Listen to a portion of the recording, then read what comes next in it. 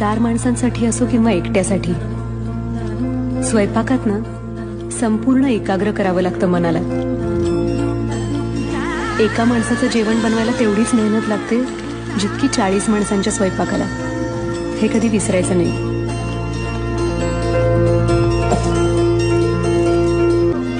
स्वयंपाक करणं म्हणजे काय? आपल्यातलं काहीतरी काढून त्या पदार्थाला देणं. तुम्ही काय द्याल तुमच्या भाजीला, तुमच्या आमटीला? मी ना माझ्या मनातलं सगळं सांगते माझ्या पदार्थांना. ते समजून घेतात आपल्याला आणि मग चव येते त्यांना. चांगल्या पदार्थाची पहिली खूण असते त्याचा वास.